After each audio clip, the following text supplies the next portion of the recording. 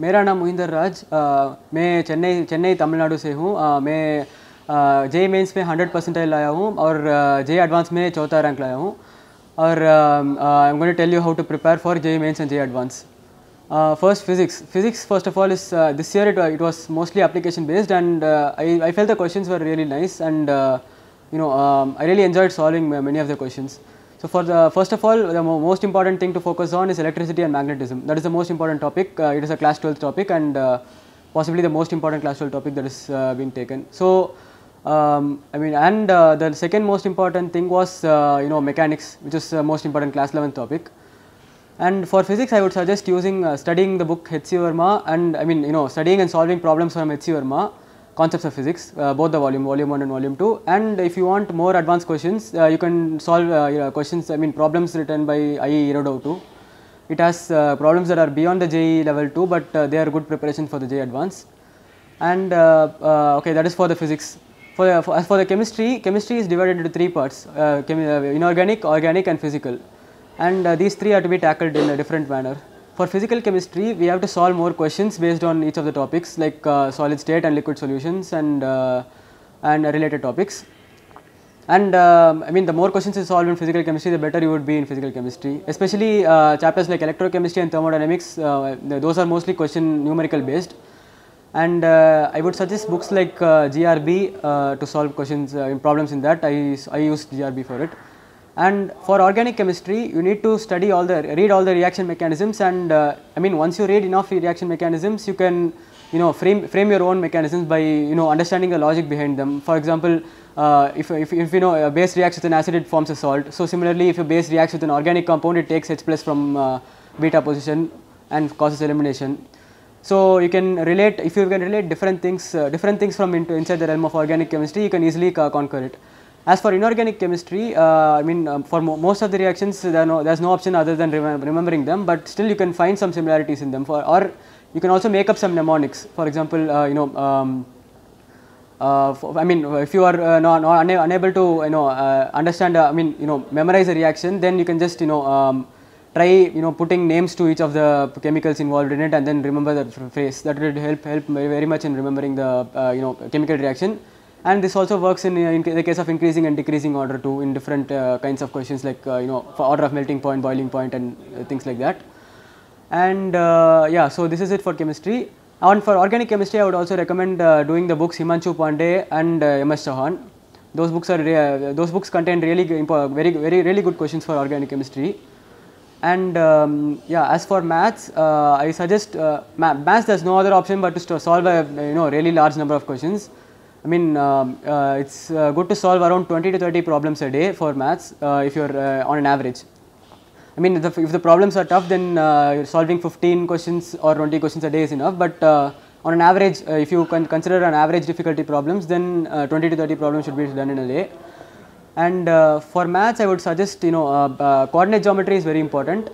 Questions from vector 3D and matrices is also very important. In last year JEE Advance, many questions from matrices came, and I felt most of those questions were very cleverly framed and very interesting too.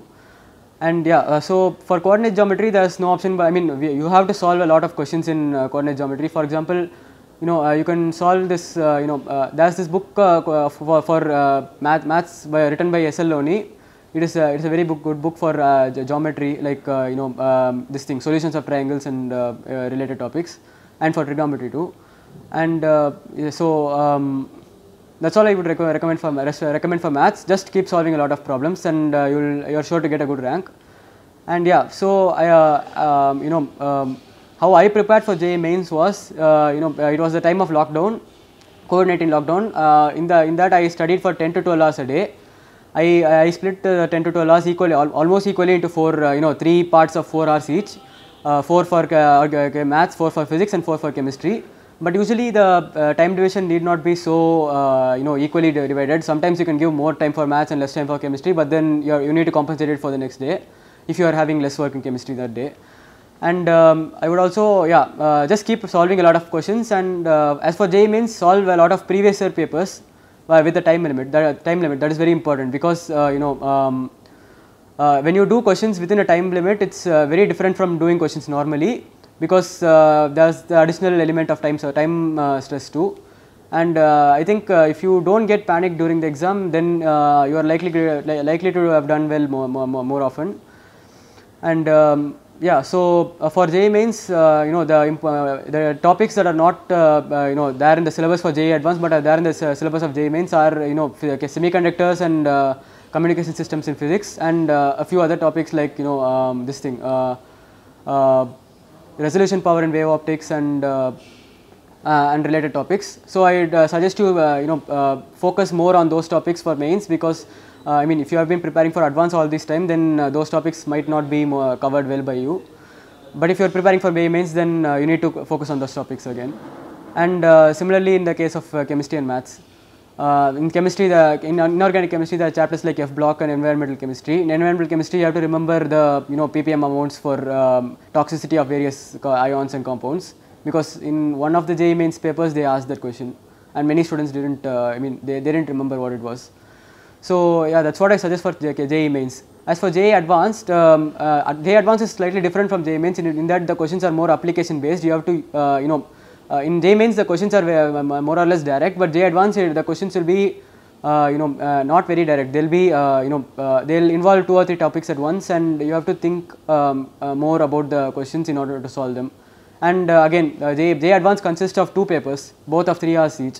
So endurance is also very important. So I mean, if you give the first paper very well, but then you don't do the second paper very well, then your rank will be affected. So I suggest do the first paper well, and then within the break you just calm down and regain all your energy, relax. If you want, you can take a little nap too, and eat comfortably, and then go for the second exam.